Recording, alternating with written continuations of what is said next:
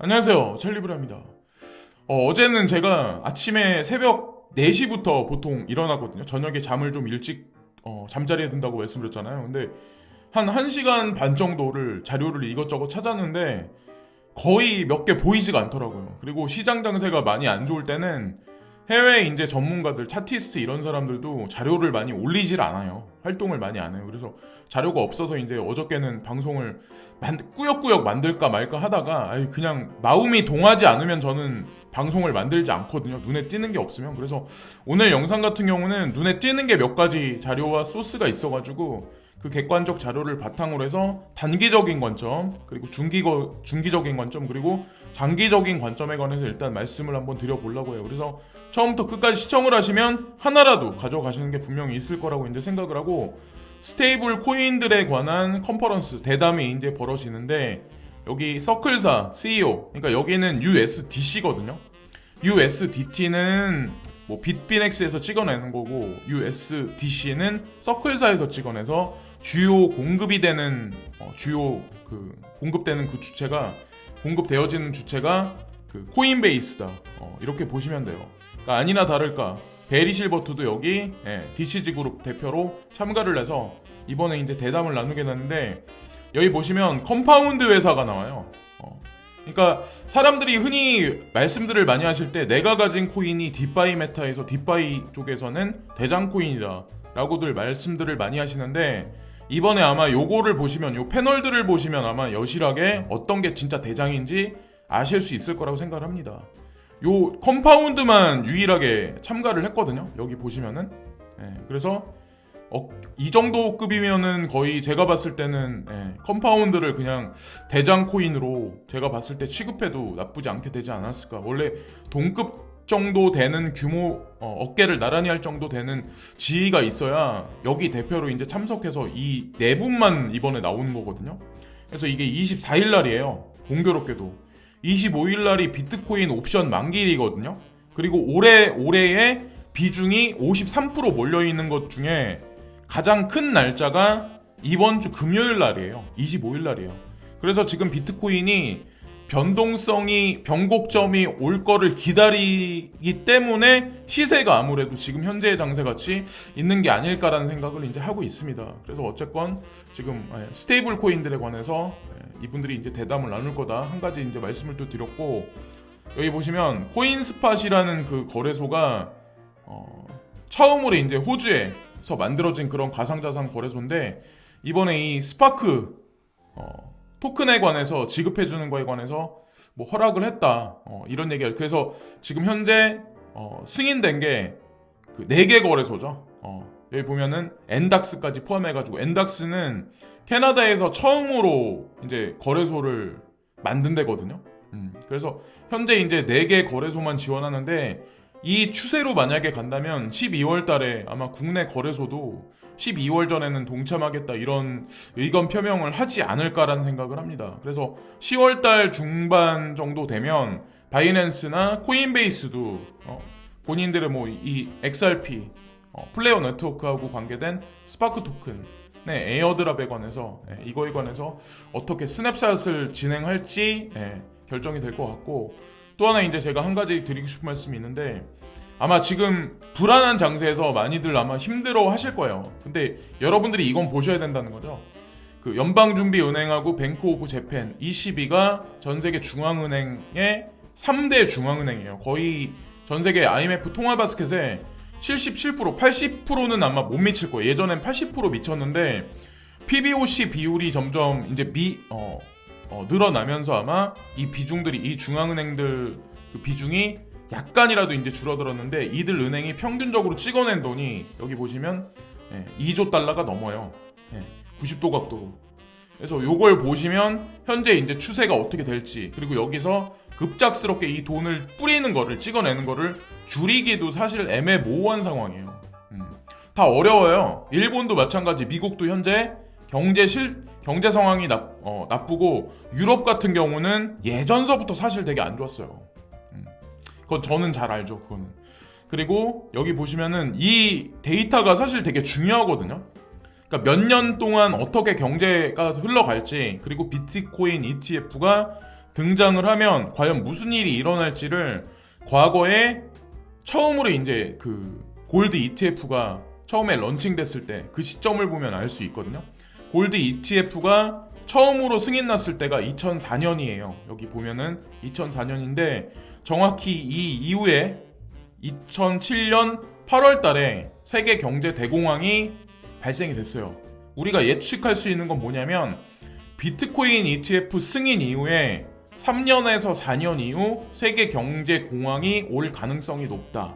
그래서 올해 연말서부터 내년이든 후년이든 당분간은 아닐 가능성이 높다라고 보시면 되지 않을까라는 생각을 저는 이제 조심스럽게 이제 말씀을 드리고, 또 하나 중요한 게 예전에 이제 며칠 전에 지난주죠. 제롬 파월 연준 의장이 향후에 제로금리 유지를 최소한 3년간 하겠다는 거에 관해서 의견 표명을 오피셜하게 공개석상에서 말씀하신 적이 있었어요. 그리고 그 인플레이션은 2% 이상을 유지하기 위해서 돈을 양적 완화를 지속적으로 하겠다는 말씀을 하셨죠. 네, 그분이.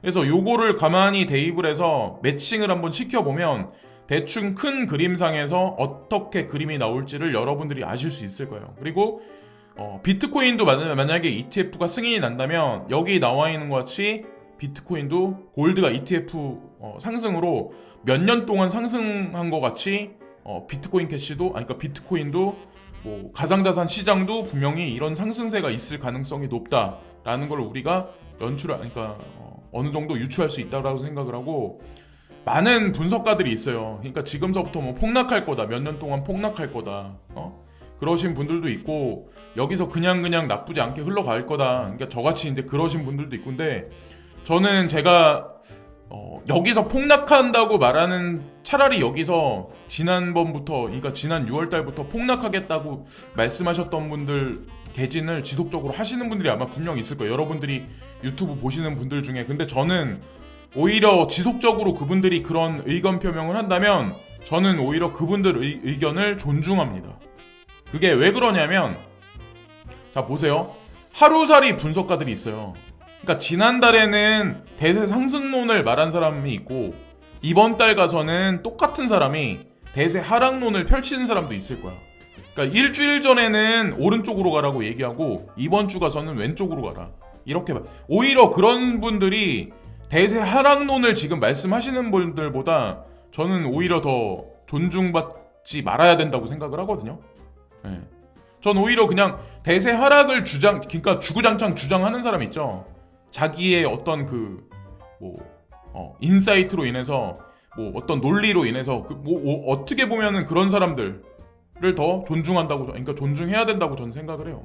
그건 그냥 그분의 의견일 뿐이지만 하지만 만약에 틀린다고 하더라도 저랑 이제 반대로 근데 어쨌든 그런 거를 잘 가려서 보시고, 저의 의견은 이번에 이 사진에서 말씀드린 것 같이 그냥 나쁘지 않게 비트코인 ETF 승인 이후에 나쁘지 않게 가상자산 시장도 흘러갈 거다. 그래서 GBTC가 아무래도 제가 예전에도 말씀드렸지만 비트코인 ETF 승인이 난다면 그 상품이 아마 채택이 되지 않을까, 증권거래위원회나 상품선물거래위원회에서 그런 식으로 이제 생각을 하고, 자 이번 것도 보시면은 이제 전 세계 이제 경제 동향이나 거시적인 흐름에 관해서 이제 여러분들이 아실 수 있을 텐데, 메이저 그러니까 중앙은행들에서 지금 얼마만큼 자산을 찍어냈냐, 돈 풀기를 했냐, 여기 나와 있는 거는 첫 번째 빨간색은 연방준비은행, 그리고 ECB가 돈을 더 많이 찍어냈어요. 요 근래에는 파란색, 그리고 녹색이 뱅크 오브 재팬이요. 재팬이 3위로 이제 뒤따르고 있고, PBOC 중국 중앙은행은 거의 횡보를 하다시피 돈을 많이 찍어내지 않았어요. 근데 많은 사람들은 아마 지금도 그런 얘기를 할 거예요. 저는 중국이 어느 정도 위상이 올라갈 거다, 중국이 경제가 2030년까지 어느 정도 성장한다고 제가 2018년 여름부터 주장을 계속 지속적으로 해왔었죠. 그 중간중간에 중국이 양털깎기 당해서 결국엔 망할 거다라고 말씀하셨던 분들도 있어요. 근데 제가 그런 분들한테 한마디 이제 묻고 싶은 게 뭐냐면, 그분들이 세계를 넘나드는 사업가인가요? 아니면은 미국 시민권자인가요? 해외에서 학위를 받고 공부를 많이 하셨나요? 영어권 국가에서? 그리고 또 하나, 한국에서 제한된 뉴스와 미디어로 결론을 도출하는 사람들이 그런 얘기들을 되게 많이 해요. 제가 이렇게 가만히 그 연세도 어느 정도 있으신 분들인데 한국에서 제한된 매스미디어 어떤 미디어를 보신 분들이 항상 말씀들을 많이 하시는 게 요런 식의 결론을 많이 말씀들을 많이 하시더라고요. 근데 데이터가 나와 있잖아요, 여기.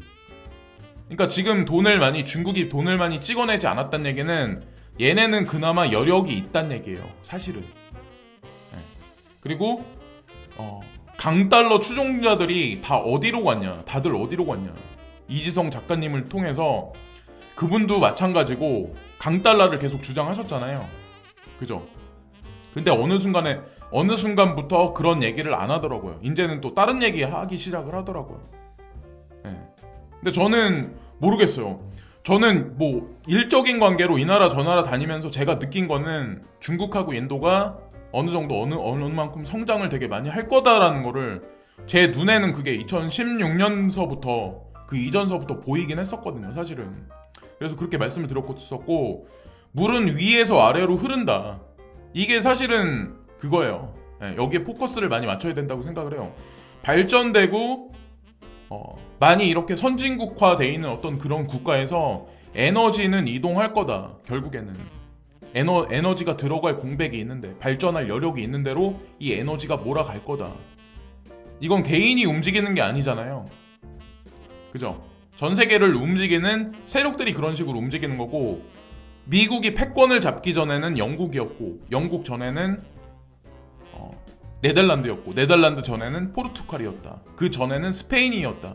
뭐 요런 식의 어떤 에너지의 흐름이 계속해서 역사적으로 계속 있었다는 거죠. 근데 계속해서 요거를 이제 주장하시는 분들도 있겠지만, 글쎄요, 좀 모르겠어요. 근데 뭐 이 나라 저 나라 다니면서 그렇게 생활을 안 하셨던 분들이 아마 이런 식으로 연세가 어느 정도 이제 지긋하신 분들, 그러니까 한국에서만 생활을 많이 하셨던 분들이 저는 그런 식으로 많이 고정관념이 있을 거라고 생각을 하거든요. 그리고 현실에서 돌파구가 없으신 분들이 마지막 탈출구라 생각하셔가지고 요렇게 판단하셔가지고 영혼까지 끌어 모아서 투자를 지금 가상자산에 투자를 하는데, 이런 분들 대표적인 사례가 뭐냐면 왜 안 올라? 그리고 조바심, 그리고 조금만 떨어져도 불안감. 당연히 대출을 많이 끌으셨으니까, 조금도 아니고.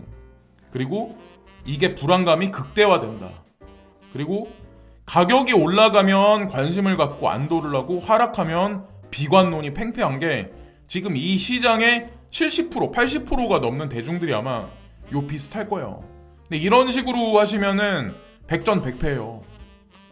커다란 시스템의 개혁으로 인해서 결국에는 가상자산 시장이 어떻게 된다는 거에 관해서 포커스를 맞추시고, 그리고 설상 여기서 비트코인이 하락을 하더라도, 옵션 만기를 통해서 9,600달러까지 하락을 하더라도 이거는 대세 하락이 아니에요. 만약에 9,900달러를 찢든 1,600달러에서 다시 상승을 하든 어차피 동일한 관점이에요. 요 녹색 바탕 있잖아요. 녹색점. 그러니까 기술적 관점으로 녹색과 11,100달러 요 박스권 구간에서 어차피 대중을 갖고 장난을 치는 거예요. 비트코인을 갖고 알트코인을 갖고 그냥 그렇게 그냥 가볍게 넘기셔야지. 나는 내 알트코인 샀는데 44% 까졌어. 40%, 70%, 80%, 90% 까진 사람도 지난 2년, 3년을 보면 허다해요. 그분들 다 지금까지 견디시고 커다란 비전을 보시면서 지금 견디는 거잖아요. 그런 관점으로 이제 보시면 저는 이제 될 거라고 생각을 합니다. 그래서 단기적으로는 불안한 장세가 올 수 있을 가능성이 되게 농후해요. 지금의 상황에서 헤드앤숄더 패턴을 그린 다음에 진짜 옵션 만기를 통해서 9,600달러를 진짜 찍을지 9,900달러를 찍고 올라갈지. 근데 중요한 건 이러한 조정 장세, 불안한 장세가 끝나면 저는 이번 달 말이든 다음 달 초든 분명히 패턴 변화가 있으면서 12,000달러를 그냥 강력하게 뚫어질 것 같다는 생각을 하거든요. 그래서 저는 22일 날에서, 지난 영상에서 아마 제가 말씀을 드린 게 20일 날에서 25일 사이를 저는 추매를 할 거라고 제가 말씀드린 문장이 아마 분명히 있을 거예요. 제가 말한 거는 제가 기억을 하거든요. 근데 공교롭게도 25일 날이 또 옵션 만개예요. 저는 이거 몰랐어요. 왜냐면 이런 건 체크 안 하니까. 근데 코인텔레그래프에 이게 나오더라고요. 그래서 지금의 저는 어쨌건 요 구간에 추매를 이제 서서히 들어가서 추매를 하려고 지금 계획을 잡고 있고, 그리고 어떤 구독자님이 3개월만 투자한다. 근데 어떤 코인 사야 되냐 이제 저한테 여쭤보시는 분이 있는데, 너무 이 가상자산 시장을 너무 되게 물같이 너무 쉽게 생각하시는 분들이 되게 많은데 절대 그렇지 않아요. 돈 벌기 되게 어려워요. 그리고 그냥 3개월만 이거 투자해서 3개월 이후에는 내가 그 돈 딴 데 쓴다 이렇게 하시는 분들은 차라리 그냥 3개월짜리 그냥 적금을 드세요. 이거 하지 마시고. 그러니까 비난하려고 제가 말씀드리는 게 아니라 이렇게 생각하셔가지고 투자하시는 건 절대 아니라는 거죠. 그렇게 단기적으로 보시고 투자하기에는 이 시장이 그렇게 호락호락한 시장이 아니다라는 걸 이게 말씀드리고, 크립토 퀀트라는 회사가 있거든요. 빅데이터 기반으로 한 윌리 오우하고 약간 비슷하게 이제 그 결론 도출하는 그런 회사인데, 여기는 이제 마이닝하고 관련해서 시세를 약간 예측들을 되게 많이 하더라고요. 근데 여기 보시면은 맨 밑에 희미한 선이 하나 이렇게 지나가는 게 아마 보이실 거예요. 이게 뭐냐면 지금 비트코인 마이너들 포지션이 지금 상승하고 있어요. 그러니까 7월 달에는 마이너들 포지션이 하락을 해가지고 비트코인 가격도 되게 많이 하락을 했는데 그때 많이 팔아 제꼈어요. 채굴자들이. 근데 지금 현재 상황은 마이너들 포지션이 그냥 홀딩하자는 관점으로 지금 점점 올라가고 있는 관점이라서 사실 시세 조정이 어느 정도 있다라고 하더라도 이 사람들하고 관련돼 있는 건 아니거든요. 그래서 이게 단기적으로 끝날 가능성이 높다라는 생각을 하고, 이더리움 클래식은 체인 세이프 및 오픈 릴레이와 협력하여 51% 이상의 공격을 방지합니다. 이게 코인텔레그래프에 오늘도 나온 뉴스거든요. 근데 여러분들이 그걸 아셔야 돼요. 왜 디지털 커런시 그룹에서 이더리움 클래식을 포트폴리오에 넣어놨나? 그리고 그 금액이 왜 그렇게 작지 않나?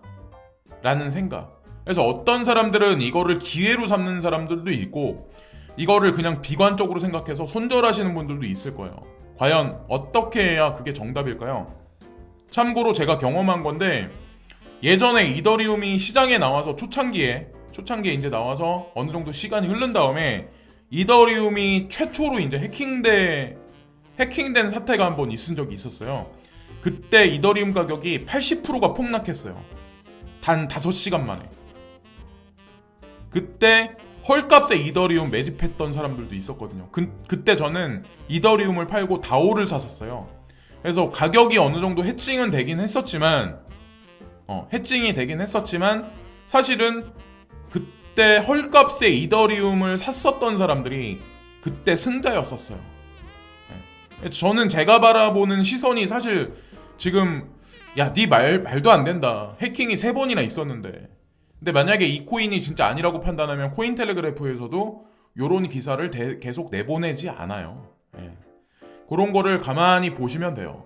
그러니까 아무 코인이나 코인데스크나 코인텔레그래프는 막 이렇게 스캔 코인 같은 거는 언급을 하는데 어느 정도 주류 코인 정도 돼야, 등급이 어느 정도 있어야 그런 코인은 이렇게 제가 보기에는 다룬다고 생각을 하거든요. 그리고 비트코인 옵션의 47%가 다음 주 금요일에 만료될 것으로 예상되는 비트코인 가격 변동성. 다음 주인데 이게 이번 주예요. 비트코인 옵션의 47%가 다음 주 금요일에 만료되며 이는 비트코인이 추세를 정의하는 움직임에 직면할 수 있음을 의미합니다. 그래서 여기 그래프에 나와 있는 것 같이 여기 나와 있죠. 25일날 위 차트에 표시던 비정상적인 상황은 2020년 달력 옵션의 53%가 9월 25일 금요일에 만기가 되는 방식을 보여줍니다. 전체 옵션 시장에 만기 도래하는 게 이날이래요. 그러니까 두 개 중에 하나 같아요. 제가 생각하는 건 9,600달러 CME 갭을 메꾸고 가냐, 하나는 그냥 여기서 그냥 12,000달러를 뚫어버리냐, 12,000달러까지 도달을 하냐, 두 개 중에 하나야. 그래서 양 두 가지 포지션을 보셔가지고 내가 마음에 드는 거에 그냥 베팅하시면 되고, 세계에서 가장 큰 국부펀드 거의 600비트 코인을 간접적으로 보유한다. 주류 금융 대기업은 생각보다 더 많은 비트코인을 보유할 수가 있습니다. 이래서 국부펀드가 직접적으로 600비트를 보유했다 이런 얘기가 아니라, 마이크로 스트래티지가 비트코인을 요 근방에 요 근래 이제 되게 많이 매집을 했었잖아요. 그래서 38,250개를 비트코인을 이게 지금 소유를 하고 있는데 이 회사에 간접적으로 투자를 진행했던 게 노르웨이 정부 연금 펀드래요. 그래서 여기 스트레치티지의 주식의 1.4%를 가지고 있기 때문에 간접적으로 600비트코인은 확보하고 있다. 이런 얘기를 코인텔레그래프에서 이제 기사화해서 얘기를 하는 거고, 이번 주 주목해야 할 5가지 암호화폐 비트코인, 네오, XMR, 에이다, 링크코인. 네, 그래서 비트코인은 바닥을 형성하려고 시도를 하고 있습니다. 그래서 요 코인들을 주목해서 어떻게 될지, 매집을 해야 될지, 뭐 그런 거에 관해서 이제 주목해서 보자 이런 식으로 얘기를 했는데, 제가 봐도 여기 나와 있는 코인들이 어쨌건 네오가 다시 제가 손을 트레이딩 해야 된다라고 제가 말씀드렸잖아요. 그래서 그대로 지금 현재 되고 있는 상황인데, 떨어지는 추세를 보시면서 추매를 하실 분들은 추매를 하시고 고르셔야 된다고 저 이제 생각을 합니다. 12월을 보고 우리는 지금 하고 있는 거예요. 달려가고 있는 거예요. 12월 달. 그래서 단기적으로 메인넷 업그레이드가 20일 날 끝났고 플라멩고 런칭이 21일 날 끝났기 때문에 시세 하락이 있는 거는 당연한 거고, 그 이유가 더 중요한 거죠. 호주 중앙은행이 중앙은행 디지털 화폐 발행에 필요성이 크지 않다.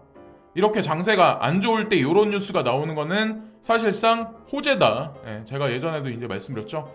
그러니까 깐데 또 까는 거예요. 사람 심리를 계속해서 이제 흔들고 있는 거고, 알리바바 세계 최다 블록체인 특허 보유 자리를 매김하다. 그래서 이렇게 나와 있는데, 원래는 IBM이 1위였었어요. 어느 순간까지는. 2019년까지는. 근데 어느 순간 돼서 알리바바가 치고 나왔죠. 저는 솔직히 제가 네오코인에 관해서 집중을 하고 제가 계속해서 이제 말씀드렸던 이유가, 뭐 중국 코인 사라진다라고 이제 보실 분이 있겠지만 모르겠어요. 저는 뭐 국적을 논하면서 코인 투자하는 거는 지양해야 된다고 생각을 하거든요. 전 세계 움직이는 자본이 그게 뭐 개인들은 그런 거에 거기 색깔론을 대입을 하지만, 자, 알리바바의 많은 지분을 가지고 있는 사람이 누굴까요? 손정희 회장이에요. 그러면 손정희가 움직이는 비전 펀드에 많은 돈을 넣은 그런 기업들이 어디 기업들일까요? 과연 그런 거를 그렇게 보시면 돼요. 저는 이제 그런 식으로 접근을 많이 하거든요. 그리고 이 알리바바랑 ABBC 코인을 매칭을 시켜서 이 포텐셜을 여기다 덧붙이는 사람들이 있는데, 저는 ABBC 코인은 모르겠어요. 이거는 모르겠어요. 이 코인은 모르겠고, 비트코인 볼튼가 하는 코인도 있는데 이 코인이 무슨 거래소에 상장이 됐어요. 근데 사람들이 착각을 하는 게 뭐냐면, 그 거래소가 예를 들어서 국제자금세탁방지기구에서 규정을 내린 AML 규정에 적합한지, 그리고 가상자산 사업자에 관해서 라이센스 허가를 받는 준비가 돼 있는지, 준비가 안 돼 있다면 문제가 있는 거예요. 그런 거를 보시면서 연세 많이 드신 분들이 다단계하고 관련해가지고 이런 코인들을 많이 좀 집중을 하고 믿음을 가지시는데, 객관적인 자료와 데이터를 기반으로 해서 그런 자료를 보시고 물어보시고 확인이 안 되면 그건 아니라는 거죠. 그런 식으로 접근하시면 되고, 그리고 지금 현재 이제 유통되는 게 6,000개에서 7,000개나 되는 코인이 있대요. 제가 얘기 듣기로는 예전에 5,000개였는데, 근데 얼마나 많은 코인들이 있어요. 이게 씨앗이라고 비유를 한번 해봐요. 자, 이 씨앗이 무슨 씨앗인지 결과물이 어떻게 나올지 알 수 있는 사람은 아무도 없어요. 그죠? 근데 요 씨앗을 심을 때 요 씨앗을 만든 사람들, 시스템 설계자는 미래 결과물을 알지만 투자자는 알 수가 없다. 시스템 설계자, 이 씨앗의 이름을 알고 앞으로 어떻게 될지, 어떤 작물이 어떤 열매가 맺힐지, 크기는 어떻게 될지 이 사람들은 미리 알아. 베리 실버트 같은 그런 인물, 자, 글렌 허친슨 그런 인물들은 요 씨앗이 앞으로 어떻게 될지 알아. 그래서 그들은 어떤 코인들에 투자를 하고 지금 시장에 뭐 비트코인 옵션이든 선물이든 조작을 하면서 생태계 구성을 지속적으로 하고 있어요. 우리 개인은 요 지금 씨앗의 존재와도 같은 가상자산 시장을 보면서 지금 불안에 떨고 있어요. 사실은. 그죠? 우리는 그럴 수밖에 없어요. 지금 현재 상태를 보면서.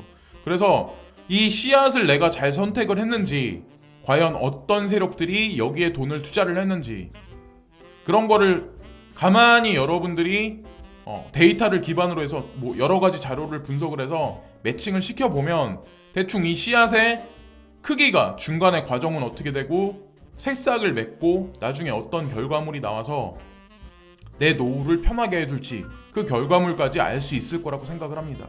떡잎부터 알아본다 뭐 이런 얘기들이 있잖아요. 그래서 그런 식으로 지금 가상자산 시장은 접근하시는 게 저는 정답이라고 생각을 해요. 네.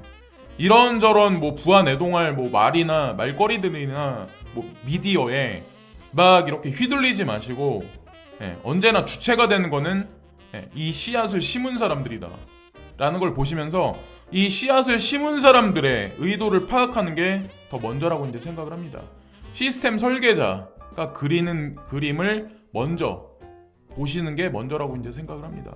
좀 제가 말씀드린 게 어려울 수 있는데 어쨌건 주체적으로 투자를 해야 되고 다국적 기업이 어떻게 관련이 돼 있나 그런 코인들 위주, 그리고 이왕이면 거대 자본 세력이 엮여 있는 포트폴리오에 몸을 담는 게 제가 보기에는 조금 더 중장기적 관점에서 열매를 좀 알차게 실하게 좀 획득할 수 있는 그런 발판이 되지 않을까라고 생각합니다. 지금까지 찰리 브라운이었고요.